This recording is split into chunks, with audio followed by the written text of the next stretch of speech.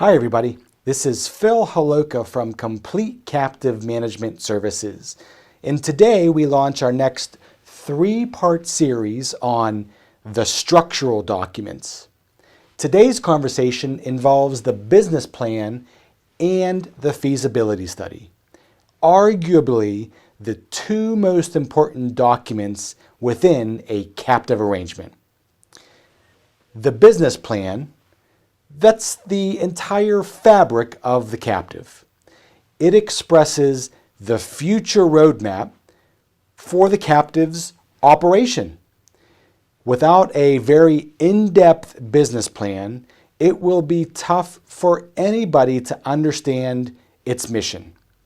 And that's the purpose of a business plan, whether it's for a captive or another business.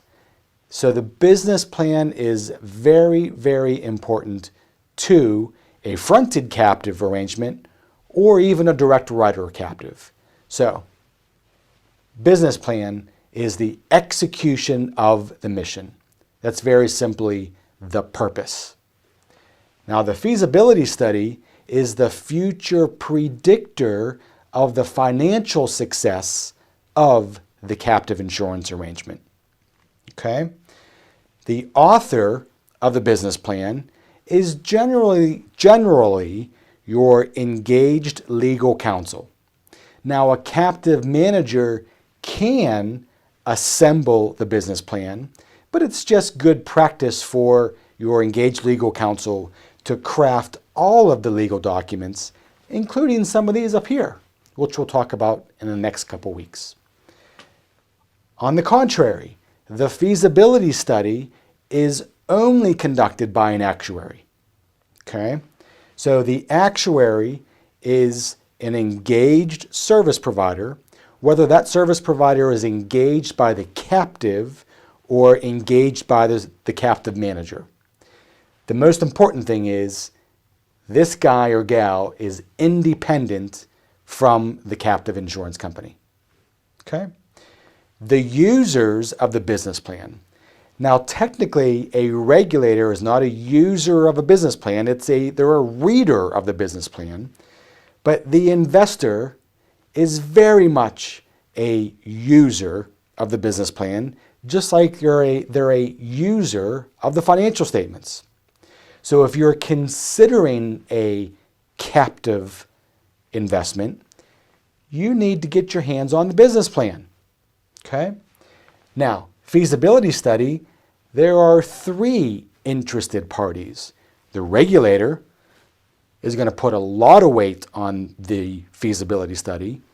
The investor should also be looking at the feasibility study, but importantly too, the admitted carrier.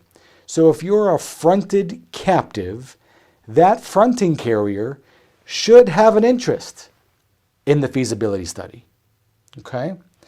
Now, there are a few important must-haves within a business plan.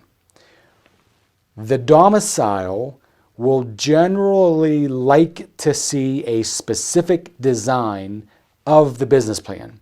And many times a template can be pulled off of the domicile's website. Okay?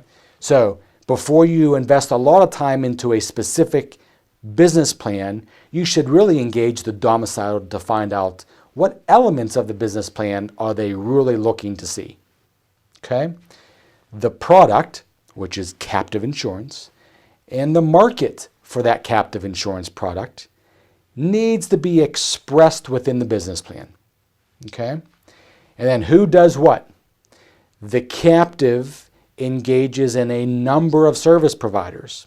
And if you're an investor, you're going to want to know who those service providers are. And if you have a question, you should be able to reach out to those service providers and ask your question. Okay? The pro forma is really just numbers.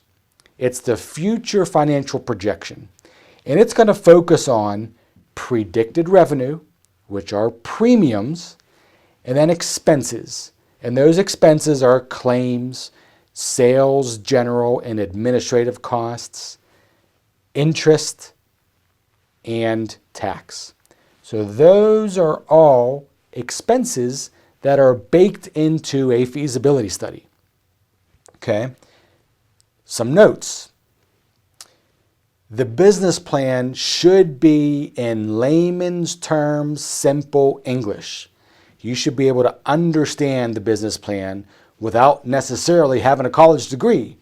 So very easy to read the business plan.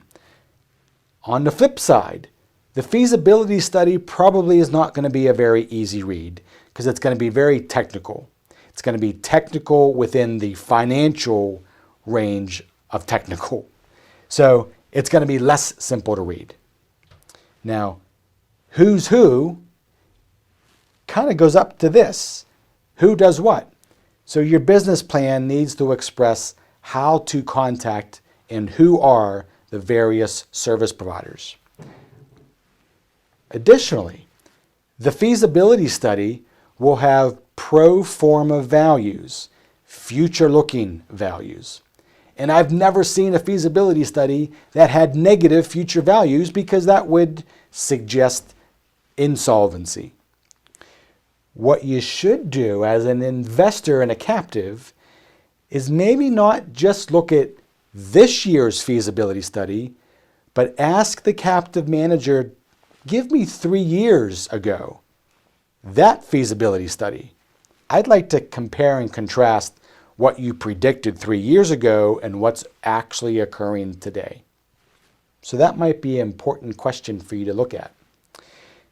Underwriting guidelines and investment policy statement. These should be expressed in the business plan, maybe at a high level, with either exhibits attached to the business plan that is a more granular explanation, but there should be some discussion on the underwriting guidelines of the captive, and when there's money to be invested, how are those dollars invested in the market? That's going to be another very important question to ask. So I hope this was all helpful. Next week, we're going to talk about the membership in the participation agreement. So until then, have a good week. Bye now.